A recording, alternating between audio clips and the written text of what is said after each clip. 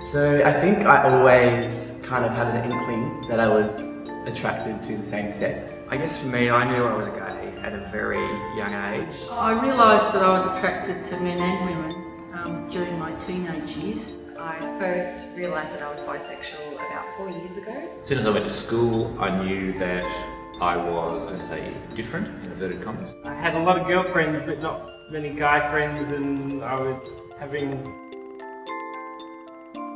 feelings towards men that I'd never really experienced before. I didn't really know what quite was in my mind for a while. What I knew about being gay, I found out through reading books.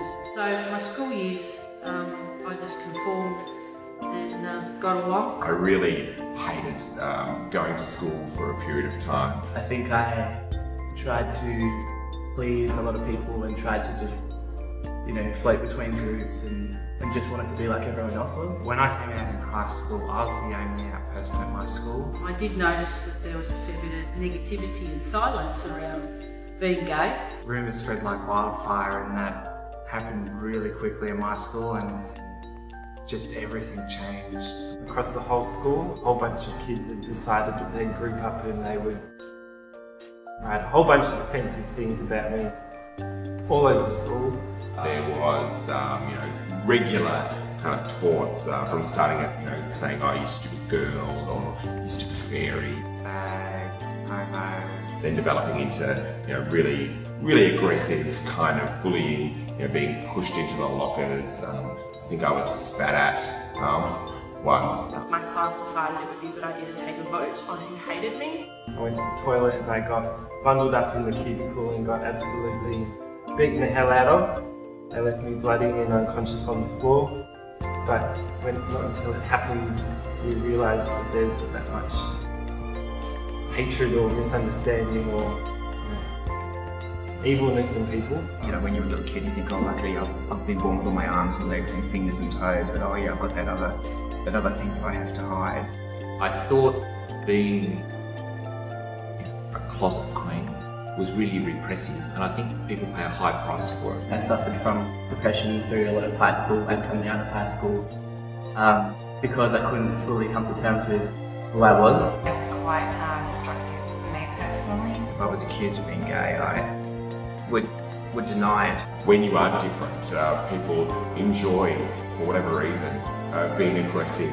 Things could have gotten to a place where maybe they couldn't have returned. I could have done something really bad. I would be lying if I say I hadn't considered suicide. I got very, very, very close to suicide as far as buying the stuff to kill myself with. And you even don't even want to tell your family because you're embarrassed. That coming out was scary. I didn't know how Mum and Dad would react. And I really had wanted to come out to my parents for a long, long, long time, but I guess the longer you leave it, the harder it gets in a way. I thought it was about time to actually be really truthfully honest with myself. In some ways, coming out was really easy because I did it by letter, back in the old days when people used to send letters. They didn't take it the best. There's only been a few hiccups. That wasn't in their plan for my life. My dad isn't too comfortable with it. He had these grand plans of me finding a nice Italian woman and settling down and having kids, and was looking forward to that traditional sort of marriage. They were wanting me to have kids, do the Catholic boy thing and find a girl. My mum particularly said, "I wish it wasn't true," and that was really hard to hear because that was something that I had indeed thought myself. My father didn't talk about it. It took my father about 6 or 7 years before he talked. I found it a lot of struggle with my mother because I thought she was going to be more supportive than she actually was.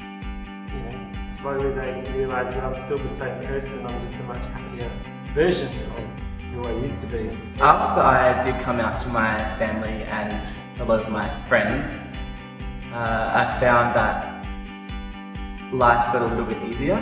Things have really turned around. Once the door was open and once I made that first step, things just started to get better, much better.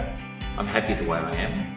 I like my life the way it is. When you're a teenager, being different is something that people feel they can victimise you for. It's not your fault. You're not doing anything wrong. as an adult, being different is a little bit of a badge of honour, and I think people kind of like it. I am what I am because I'm gay. I am what I am because I'm not straight. If I was straight, I'd be a very different person. For every person out there that doesn't understand and can be mean, there's a whole army of people that are really supportive and loving and nice. Very nice.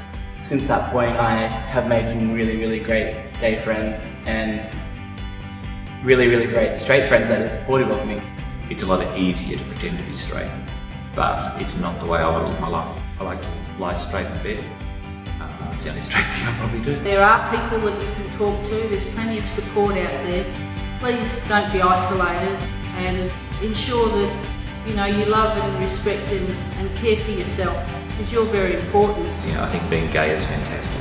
This is who I am, and I'm very proud of who I am. And so I just want to say, I'm gay. I'm gay. I am a queer man. I'm an out and proud queer woman. I am a bisexual woman. I'm gay. I am gay. I'm a gay man. I am bisexual. I'm gay. I've definitely seen signs along the way that prove to me that it's worth it. It does get better. It does get better. Things do get better. It gradually gets better. That doesn't matter if you're gay, straight, bi, transgender. Life has gotten better. It does get better. It's getting better all the time. And things will always get better. I promise it gets better.